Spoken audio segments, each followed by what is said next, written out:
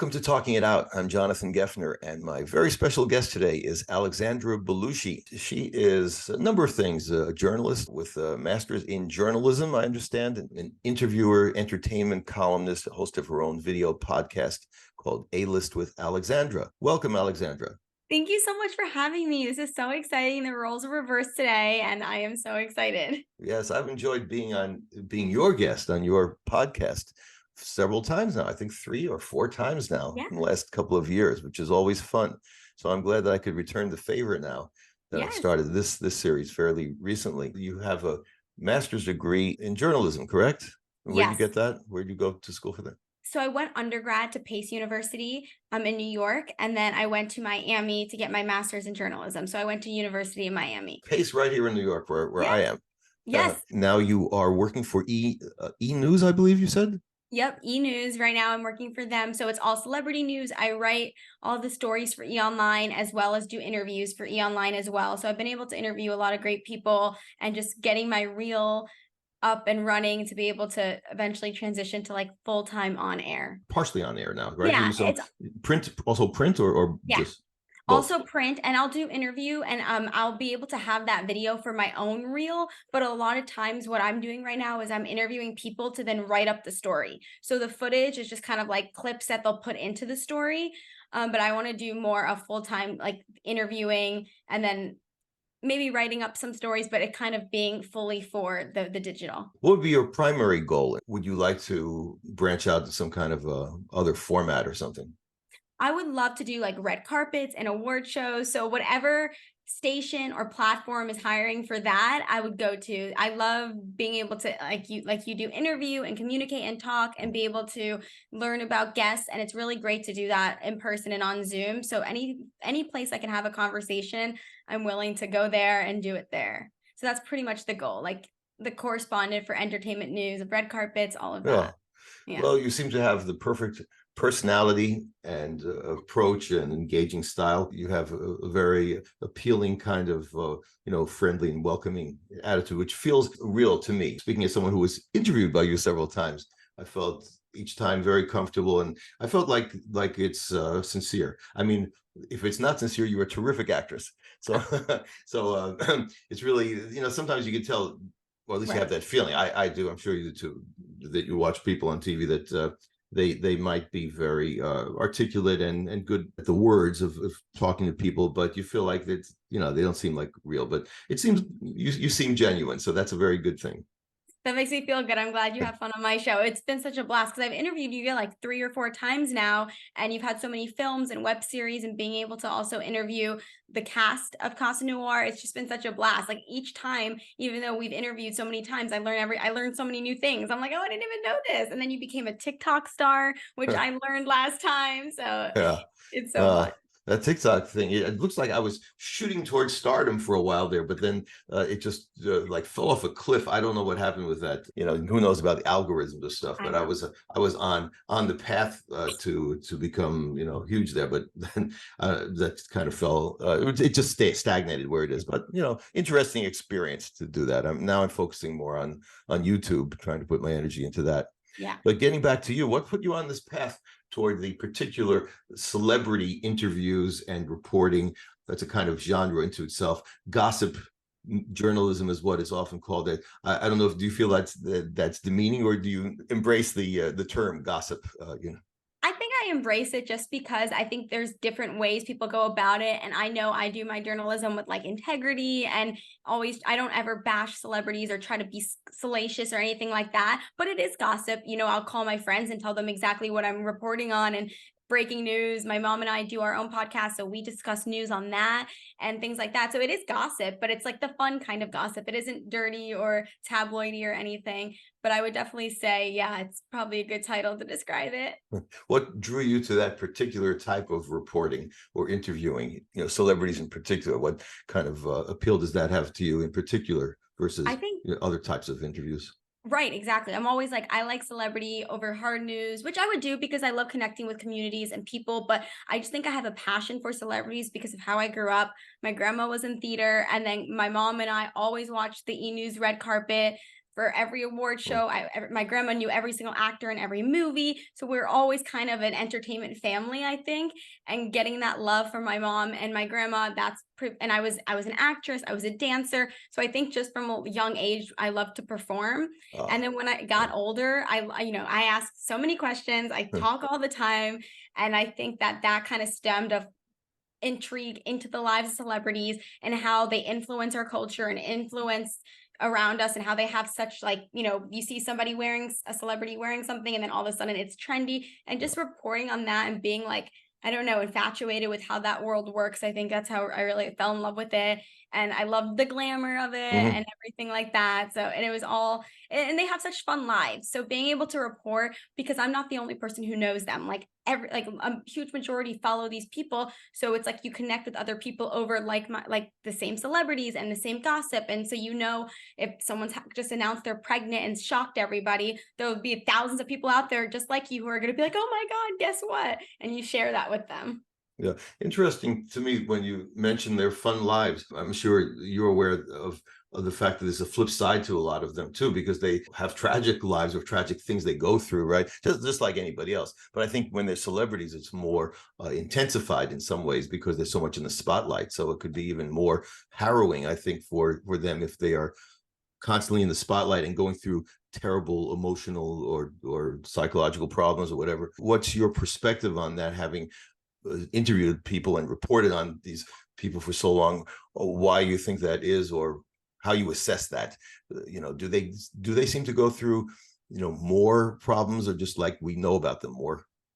See, I like that you brought that up because I feel like in this day and age, so many people are so much more open and honest about mental health and what they struggle with. And a lot of celebrities use their platforms to connect with other people. Like I've seen celebrities open up about miscarriages, about depression, all of those things. So I think that they kind of can control their own narrative nowadays. So it's not like we're just reporting on it. They can say their peace of mind, and then we are the people who put it to the masses.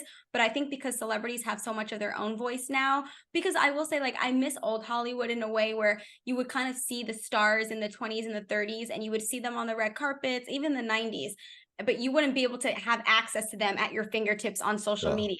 Now it kind of takes, the stardom away because you could see what they ate for lunch and, yeah, everything. But the flip side is they're able to open up about mental health and their struggles. But I do think because they're famous, it's like 50-50. I think some yeah. people have more struggles than others because, like, with the fame comes a lot more that people wouldn't understand. But at the same time, because they're in the public eye, it may be the same struggles we all have, but it's just sensationalized and magnified because they're a public figure. So that must be really hard. I mean, I couldn't imagine. And I know Jennifer Gardner said recently she misses just being able to walk down the street and smile at like a stranger because, everyone will know who she is. She can't just do that. So it's a particular kind of burden that they Right. that they carry, in addition to the fun part, as you Yes. mentioned already. Are you an extrovert? Would you consider yourself? Do you think of yourself as an extrovert? Because that would seem to be the logical assumption, because you do all this interviewing, especially focusing on celebrities, and you seem to be very outgoing. Sometimes, though, people can be surprising in that they sort of cover for that. The reason I ask, it even occurred to me, was because I know with actors that is often the case. Now, a lot of actors are very extroverted and outgoing, but quite a few of them I've noticed are actually not. They're actually quite introverted, and they do the acting to sort of draw themselves out, something like that, right? Yeah. Something that ordinarily they're very much into themselves. So it seems like a lot of the extremes attract. But how would you describe yourself? I think I'm an extroverted introvert. I think I am definitely extroverted, and I think that's like really in all areas of my life. But I mean, I obviously love to just have my downtime, and interviewing and being on all the time. I like really just really appreciate being able to be alone and like just kind of relax and watch TV for like 10 hours, and do that and not have to go out. Like I don't always have to be going. Like I like to work out, and that's kind of where when I'm not working, I like to just for my downtime be able to go to the gym, don't want to be bothered until I do that. And then like social life will come after that, like after I've had my alone time and like my relaxation time. So I think it's a good balance. But yeah, I'm definitely not, I mean, I'm just super, I think, outgoing in general. And even when I'm Mhm. tired, people will be like, oh my God, how are you so? But I just think that's my personality. But I do like to be alone and just sleep and binge TV and not have to do anything. Well, you seem to have just the right personality for what you're doing. Then let's take a look. We have some clips from some of the interviews you've done. So we'll see that now. Trends. While you guys were filming Hey Dude, so many trends have come back from the 80s and the 90s. What are some trends that you remember and that you've seen come back and you're shocked, either good or bad? High-waisted, sort of acid wash, stone wash jeans. Are you aware that Zoolander is blowing up on TikTok? It's become like a TikTok trend. No Yes. way. Yes. Can I just see your guys' best blue steel look? I want everyone to do it. Now your patients and your followers know you are on the finance side of TikTok. How do you manage the pressure of being considered the #1 dermatology influencer worldwide and the most followed dermatologist on TikTok? I gotta know, Dr. Shah, it's a lot of pressure out there. Yeah, for me, you can get post paralysis if you think, okay, every time I post, 5 million people are going to see this content. Let's talk diet. What is the correlation do you feel between good, healthy skin and diet? Yeah, what you're putting in your body is going to have effect on every organ system in your body. And even the students, the on-screen students, they are so hilarious, so cute. What has that been like working with them? I love their scenes. It's been incredible. Some of the child actors are really just blow me away. And Lisa, you've mentioned multiple times that your on-screen students know you as Chessie from The Parent Trap. Are you so surprised that Chessie has made such a cultural impact on TikTok? And honestly, she's inspired a fashion aesthetic for Gen Z. This is absolutely true. And Alexandra, maybe you can shed some light on this, given that you're clearly of that generation. Cheryl, Barbara is such a pillar of wisdom for all the teachers. What would her #1 piece of advice for the season be? For this season, her #1 piece of advice would be, as much as you take care of everybody else, you must find time to take care of yourself. People who post, on social media or you look up to be enlightened, spiritual, it looks like, okay, once I reach this, I'm going to be completely happy. I'm not going to have any bad days. I'm totally enlightened. And that's a great point. We're not seeing that. No, people are still humans. Well, guys, this has been another great episode of the A-List with Alexandra. So we're back with Alexandra. You mentioned your show that you do with your mother, the Raspy Duo. Is that what it's called? Well, yes, the Raspy Rundown, and we are a duo, mother-daughter duo. Right. So how did that come about? When did you start doing that with her? It's so crazy. Sometimes I'll literally think about like the fact that we created a podcast. It was so random. We were in Miami. It was before I moved to California, and it was like the last hurrah. And I was like, we should do a podcast because I wanted to do a podcast. And I was thinking originally it would be fun to have a slew of different co-hosts with me each week. Cause like, it's not fun to, I need like banter to be able to have a guest. I don't know if I could just talk alone, although I did do a solo episode recently.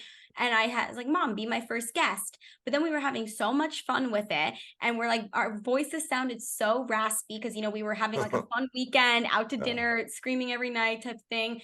And I was like, oh my God, we have such raspy voices and they're even more raspy. And we were just playing on that concept. So we were thinking of names, and then we're like, why don't we just do a podcast? And it was like, I don't even know how it happened. It was just like in the moment, and we started doing it. And then it just kind of evolved, and we love it because it's mother-daughter generational gaps. We talk about topics that we will see so differently because she's we're different generations. So it's so interesting to hear how things were in the 80s and the 90s when she grew up, and no social media and everything. So it's really fun. And we do some pop culture at the end, but I think what makes it really fun is just talking about our lives, because she cracks me up. And even like simple things like a vacation, you can't even imagine the things that happen. We're like, how does this happen to us? And it's really funny to share. And it's just like a good, fun thing we do, like mother-daughter bonding. So it's really, but it's fun. Like she's gotten really into it. We both have matching mics, and like she's like a little podcaster now. So it's so fun. How would you contrast some of the difference in perspective between your mother and yourself, being from different generations? Are there any examples you could think of how she would look at celebrity in general, the whole idea of it, or art, or movies in general, or social standards these days, cultural things that she feels differently about than you? I would say like social media is a big one. I think my mom loves social media. She thinks it's the best thing that's ever happened. She literally have a full conversation with us in the DM, and I'm like, you can just text me this. And I think she thinks it's so cool because back in the day, she said when, when someone died, you just found out about it the next day at school or something, or it was like, but to be able to go online and see a whole community like rally around someone and people share like the common loss and things like that. She just thinks it's so great how social media connects. Whereas someone who has grown up with it, like, it is so, in my opinion, sometimes can be so oversaturated, so overwhelming. People are only showing the highlights of their lives. And my mom will be like, oh, look at this, look at that. And I'm like, they're only showing the highlights. Like, it is not real. So, someone who didn't grow up with it, I think might be a little bit more thinking it's much more real than it is. You know what I mean? So there's a contrast there. And then I'd also say, like, we were talking about concerts and, artists back in the day, and these days, everything is streamed. So, Taylor Swift is on tour right now. And I feel like I've seen her just from everybody posting 1,000 clips of the concert. I'm like, I don't have to even go now, versus back then you'd go to the box office, pick up tickets. It was like an experience, you didn't see it on, you wouldn't know unless you were there. So just, there was a lot more things that were sacred back then. And just, if you were left out of something, how would you ever know? Ignorance is bliss. But these days it's like, oh, they're in that photo and that photo. Why am I not there? So little things like that. It's really interesting. Dating. She said,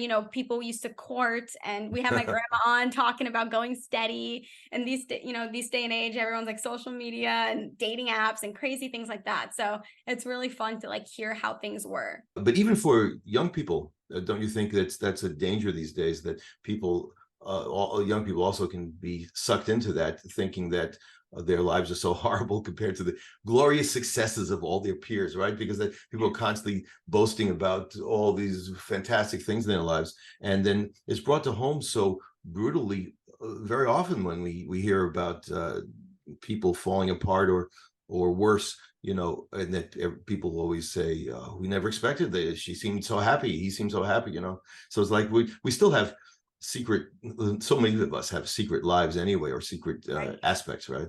Right. It's like, I always say, the couple who post every single day gushing about one another, love of my life, I love you so much. And then the next day they break up and you're like, I'm like, yeah, wow, could have seen that coming. It's the overcompensation of like, look at this, it's amazing. I say nobody's going to post when they get a zit or they get an F or they got dumped. You know what I mean? Like, it's a highlight reel. And that's what I yes, good way to look at it, as a constant, never-ending highlight reels, right? The social media. Exactly. And, I honestly would not even use social media if it wasn't for my career, because I don't know, like, it's so funny to me when I go out to eat, I never think like, let me take a photo of this meal, or like, I never think of things like that. And when I'm out at the beach, it's just like, but like, I'm just doing fun things. I have literally no desire to like take a photo and post it. I was like, for who cares? I'm at the beach. Who cares?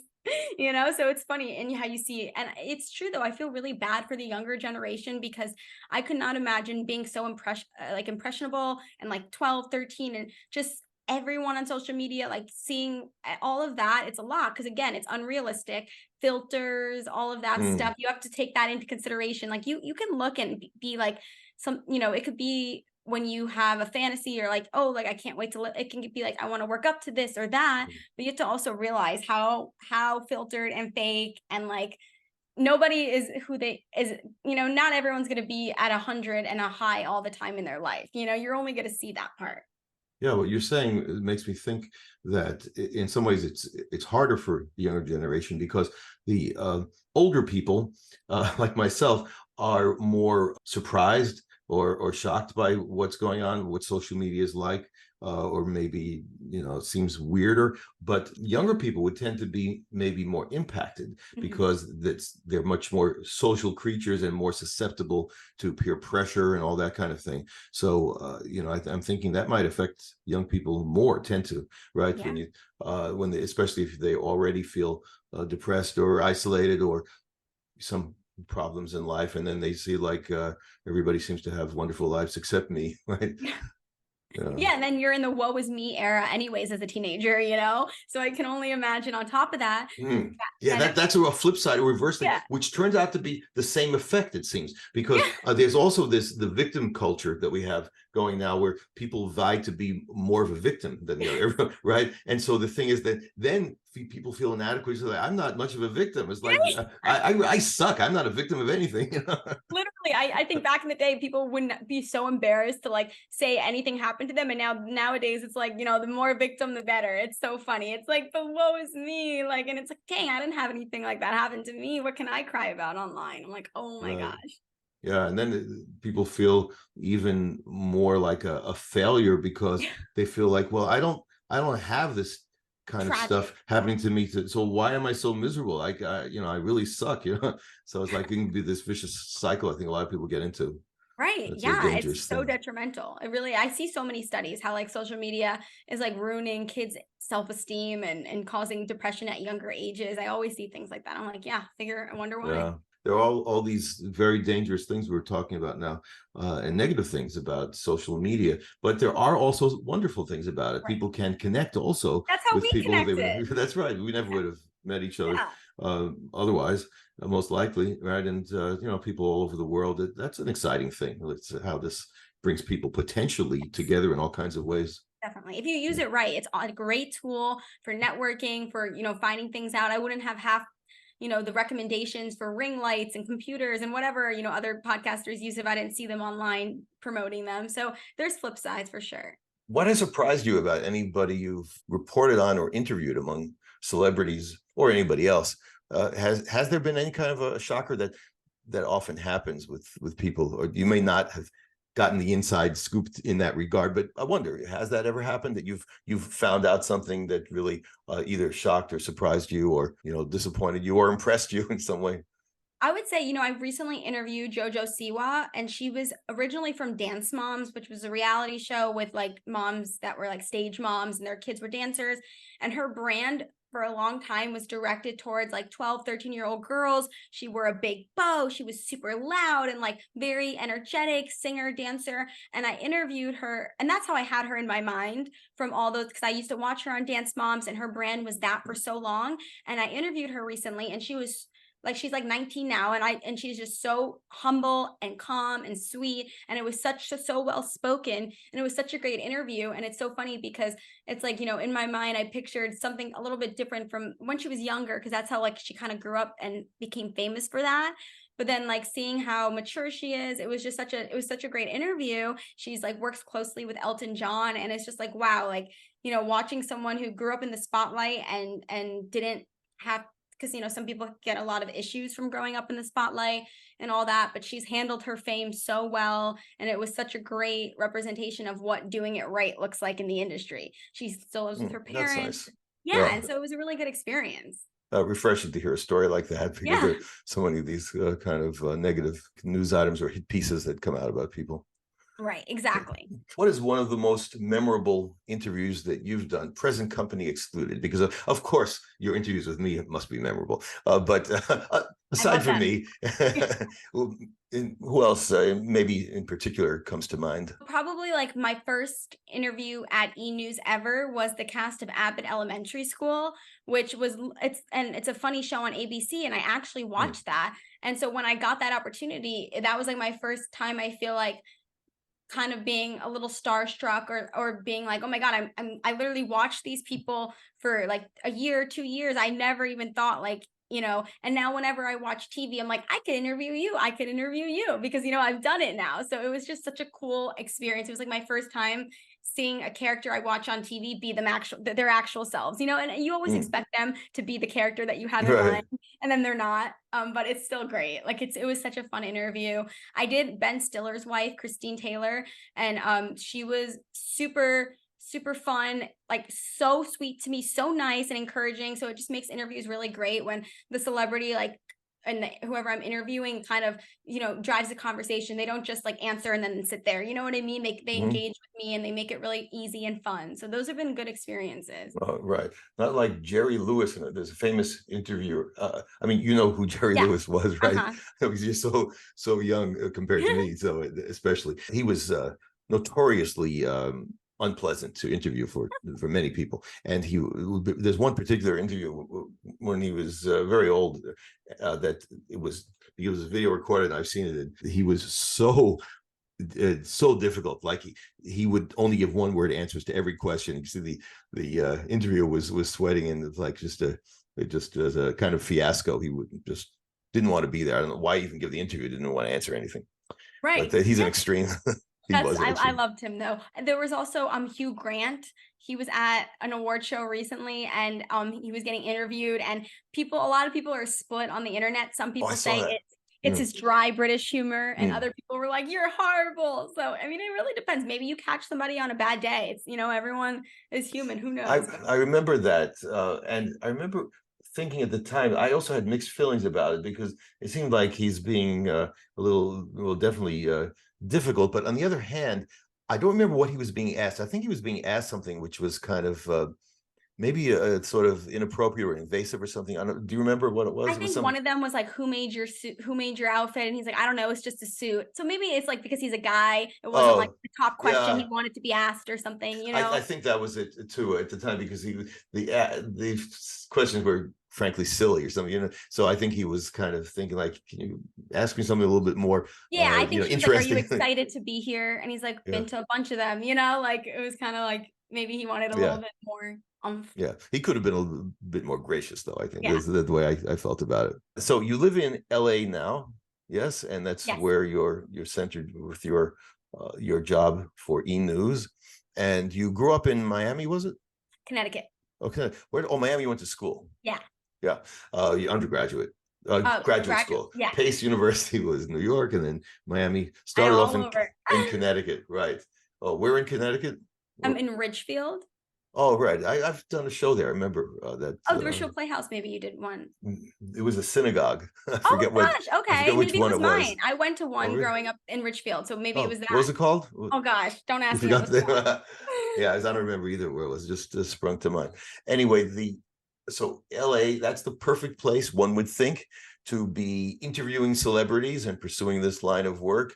And how do you feel about living there? Like for work, it's great, I assume, right? Yeah, and it is really cool because again, I feel like I can even hear a voice and I immediately know what actor that is. I've seen so many of my favorite actors, actresses out just in the wild on a hike. I hike next to Harry Hamlin like every day. Oh, really? Yeah, it's the craziest thing. Every time I see him, every time like clockwork. And he just did a cover shoot for a magazine, and everyone's commenting how great he looks. And I wrote, "Must be those hikes, neighbor," because we literally, I see, he doesn't know who I am, but I see him every time. So it's so cool to just like, you really never know. And also it's great weather. It really is. I think, but I don't know if I love it because it's where the career is, but it's been great so far. Like I get the best of both worlds with hiking and the beach and being able, to do a lot of fun things. I don't think I've even done half of what LA, has to offer. There's like so many fun things to do and places and stuff, museums and things like that. So it's a fun experience. I love Miami too, though. I miss it. It was so fun living there. I made great friends there that I still am close with. So both have been like really fun experiences. Well, I guess New York would be the other main place to be for meeting celebrities and interviewing celebrities, but probably LA even better, even because of Hollywood, right? Right. Yeah. A lot of film shows are filmed out here. A lot of people just like, this is their home base before they go and shoot movies elsewhere. And a lot, so it's probably, and a lot of companies are here, but I love New York City. Like I went to college there and I grew up so close. Ridgefield was so close to New York City. My dad worked in the city. So he like still does his whole life. He's worked there. So it's always kind of been like, I've always felt like a city girl, even if I was in Connecticut, because we take the train in and I went to college there. So I love that too. My sister goes to Pace. My dad went to Pace. It was not on purpose. It was just all it just worked out that way. Yeah. Who was the most different celebrity that you have interviewed so far from their screen persona or stage persona? Their the character that they play or they're known for.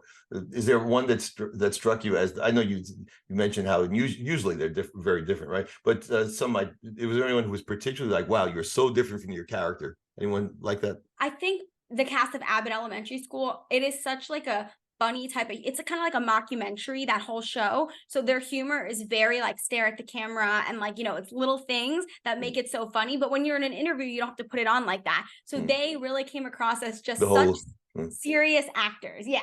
Like it was very, it was like felt like I was really in a serious interview, which is so funny because you can't like have that comedy come across really. It's like so special. And they were great. They were so nice and professional. But it was so interesting because I was like, okay, yeah, you guys aren't your characters. You're real people. You guys are so sweet. And they had great answers. They were so engaging. But it was funny because it's like, you're not going to sit there laughing when it's all about the camera work and the timing and improv. And these are just like the smart, studious people who play those characters. So yeah, that was funny. I was like, but what, Cheryl Lee Ralph was like she was like her character. She was like, so I loved it. She was giving so many words of wisdom, just like her character does. I loved it. I was like, it was really fun. What's her name? Cheryl Lee Ralph. Oh, okay. And she just won a bunch of Oscars and Emmys, and she's been doing amazing. So she really has been she was on Broadway forever, but when this show hit and blew up, she started getting more recognition. What is it? The recognition she deserves. That's what's been happening. Yeah. I'm happy for her. Yeah, you anticipated my next question was going to be, was there anybody who was very much like their character? So that would be a good example, everyone has always been amazing. I've never had a bad interview. I thought everyone I've ever interviewed has been so nice and engaging for the most part. And it's always fun because, you always learn something new about the person. And that's what I like more than even being like a celebrity. Like I love interviewing regular people, like anybody that can like tell me a story and talk to me. I love talking to. It just so happens that it's easier to find those people when they're known, than. Of course. So, but yeah. So what would you most like to do in your career? Do you have like a particular, if you could do one thing, magic wand, have your own talk show, your own celebrity news show, or maybe something else? I don't know. You mentioned acting. Would you want to get back into acting? Would you like to play a role in some huge film or something like that? Like if you could choose one thing, what would it be?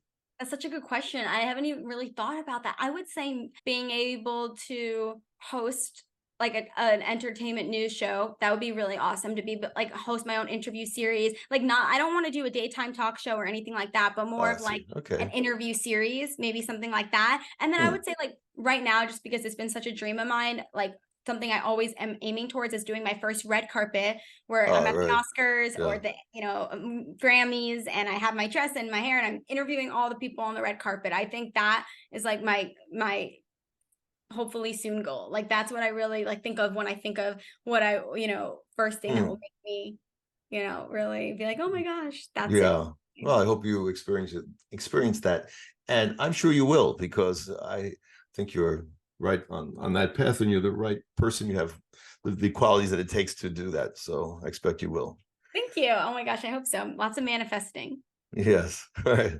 So we'll post your social media links underneath this or alongside wherever it appears, this video here, so people can be in contact with you and follow you and so forth. But just verbally, where would you say is the main place that people can find you and follow you?